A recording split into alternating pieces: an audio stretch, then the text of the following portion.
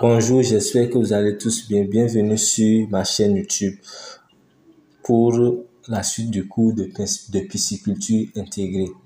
Donc, depuis un certain temps, nous avons commencé à parler de la riziculture. Donc, pour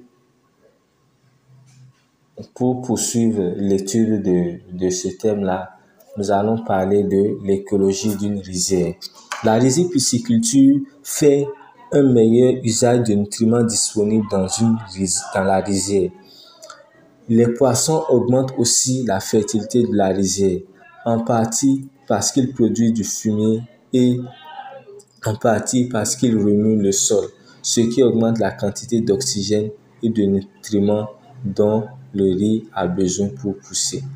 Donc, lorsque des poissons sont dans une rizière, naturellement, leurs fesses vont contribuer à fertiliser l'étang.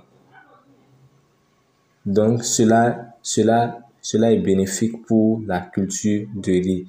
Et en plus de cela, ils vont remuer le sol. Et naturellement, s'ils remuent le sol, ça va permettre aux fesses, c'est-à-dire au fumier qu'ils produisent, de se mélanger au sol. Cela participe aussi encore à augmenter la production du riz. Et lorsque le sol est remué, cela va permettre à l'oxygène dissous de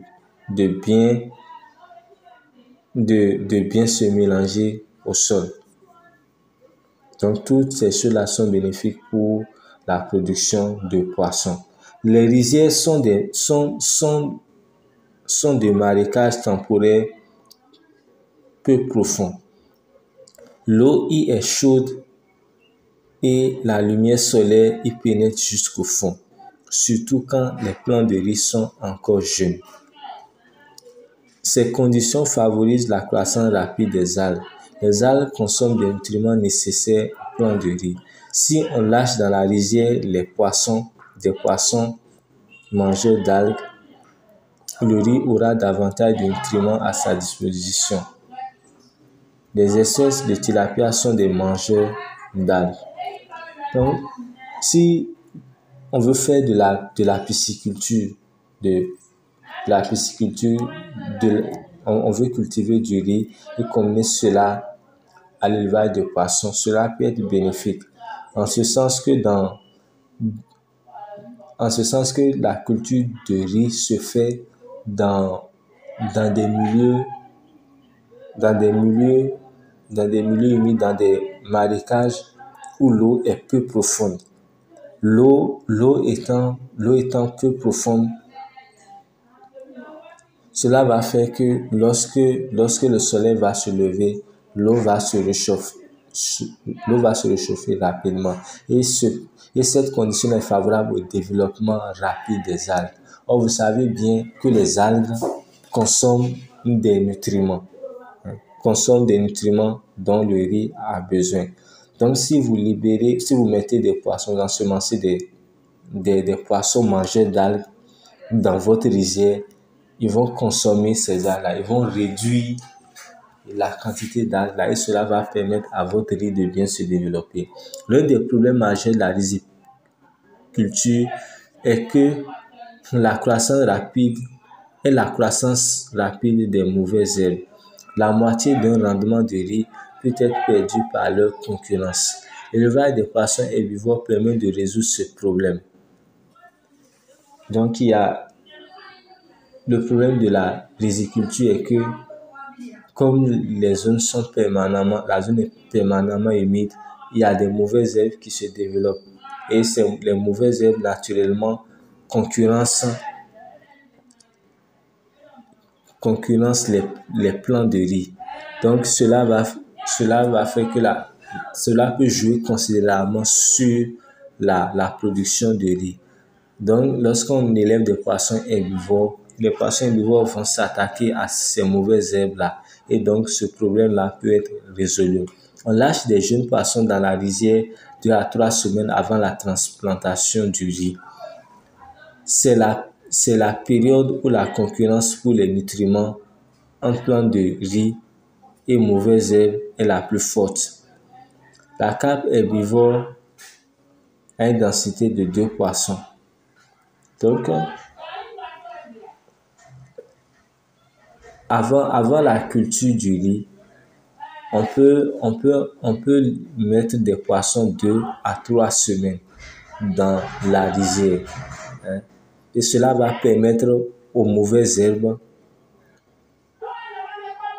d'être...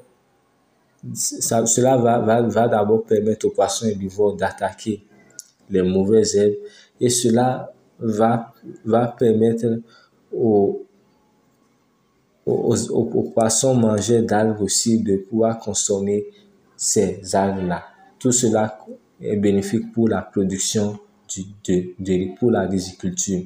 La carpe herbivore a une densité de 2 poissons de plus de 15 cm par mètre carré. Cette densité permet de débarrasser complètement une rizière de ses mauvaises herbes. Ce poisson ne mange pas les plants de riz. Cependant, pour que la carpe herbivore puisse survivre, l'eau doit avoir au moins 50 cm de profondeur. Sont également efficaces contre les mauvaises herbes le barbeau javanais, le barbeau argenté et certaines espèces de tilapia et le tilapia du Nil. Tous à une densité de 3 poissons de 50 grammes ou plus de 100 mètres carrés. Les grands poissons sont avantageux car, comme leur gueule est plus grande, ils mangent plus de mauvaises herbes que les petits.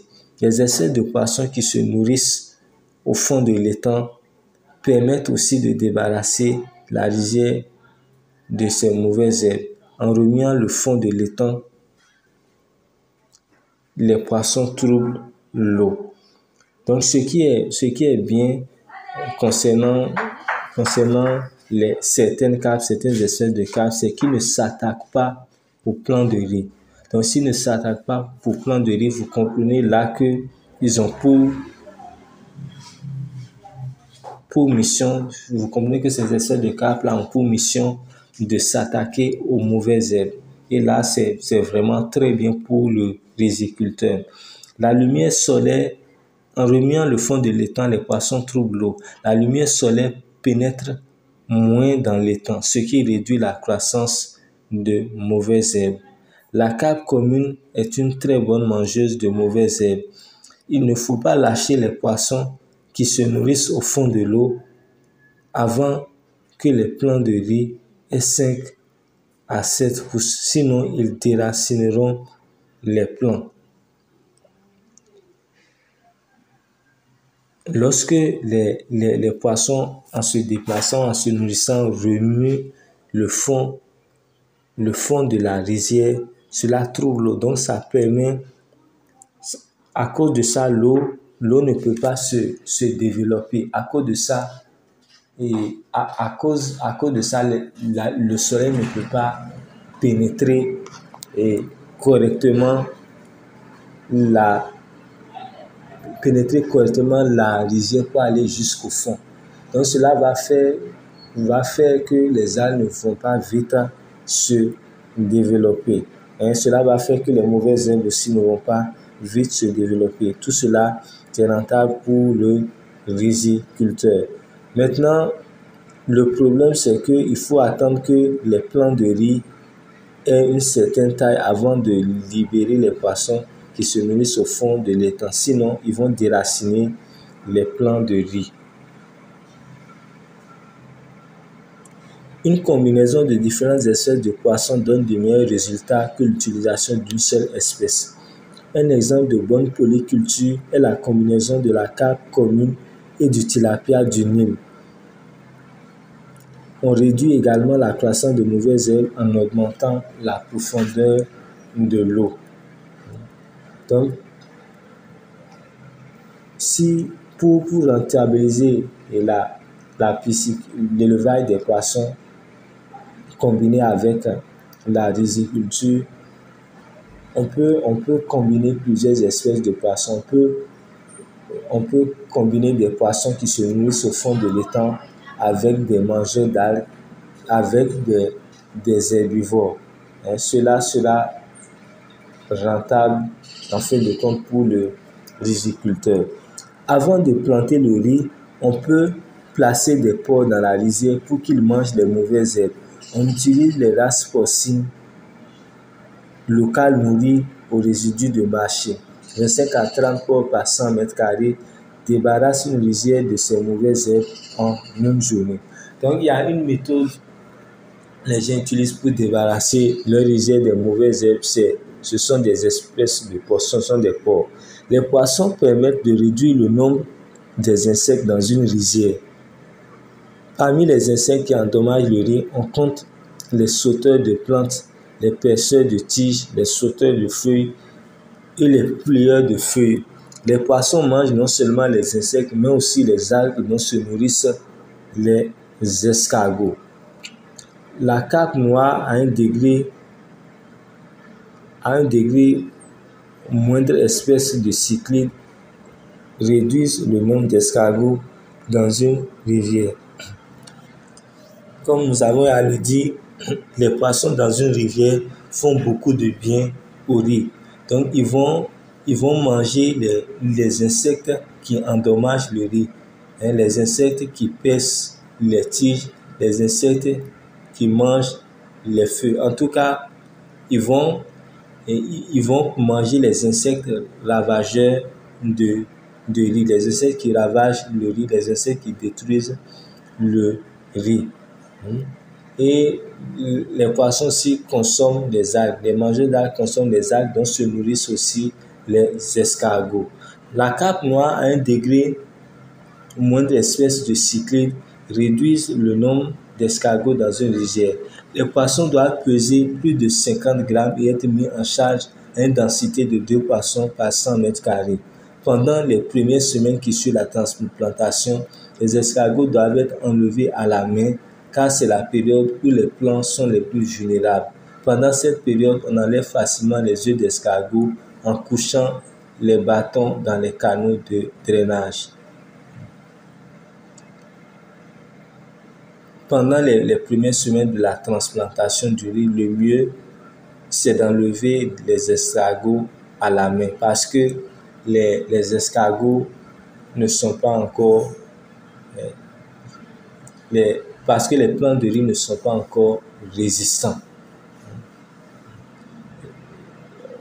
Ici, il est question de poissons de 50 grammes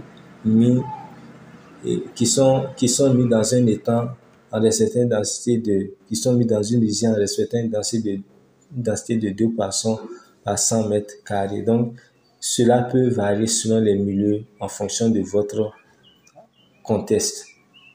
En Chine, en Indonésie ou au Vietnam, on lâche des canards dans les rizières pour qu'ils mangent les escargots. Il faut surveiller les canards pour qu'ils ne s'attaquent pas aux jeunes plants de riz une fois qu'ils ont mangé tous les escargots. Donc, c'est bien de libérer des fois des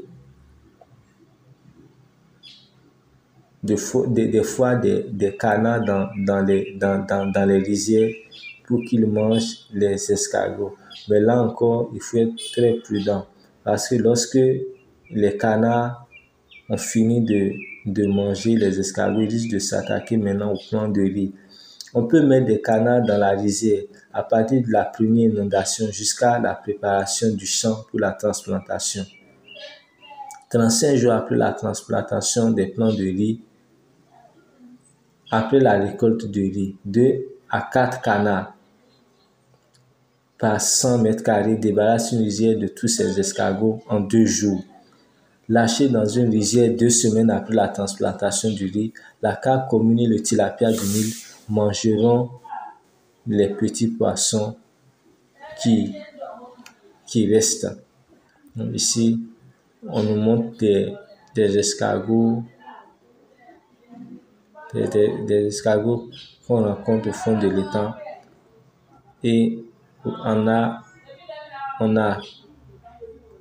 les œufs d'escargot, on a les petits escargots, les naissins d'escargots. Et en B, nous avons le niveau de l'eau. Et en C, nous avons les sacs d'œufs.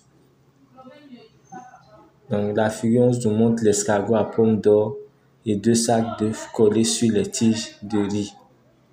Une autre manière de lutter contre les escargots est d'assécher complètement la rizière pour chasser les escargots vers les endroits les plus profonds où il reste de l'eau. On peut alors facilement enlever à la main. Donc pour se débarrasser des escargots, on peut diminuer le niveau de l'eau, bien assécher complètement la rizière. Là, on peut facilement enlever les escargots parce que lorsque la rivière a séché, les escargots aimant les lieux où les lieux humides, ils vont aller rester dans les endroits plus profonds. Là, ce sera plus facile de les retirer. On peut alors facilement les enlever à la main. En faisant la rizière aussi plate que possible, on réduit le nombre de futurs escargots. Le riz semé est plus facilement mangé par les escargots pendant les 4 premières semaines qui suivent les semailles et le riz transplanté dans les 2 premières semaines qui suivent la transplantation. Si la rizière est infestée d'escargots, on peut réduire les dégâts causés au riz en semant ou en transplantant davantage. Il est bon aussi de transplanter des plants de riz moins jeunes et donc plus solides. Pour réduire le nombre des escargots, on peut cultiver un autre produit dans la rizière. Brûler les tiges de riz ou laisser le champ en jachère pendant quelques temps. On obtient les meilleurs résultats si tous les riziculteurs d'une région utilisent la même méthode. Merci de m'avoir suivi. À la prochaine pour une nouvelle vidéo. Nous allons parler de la sélection d'une rizière pour la pisciculture.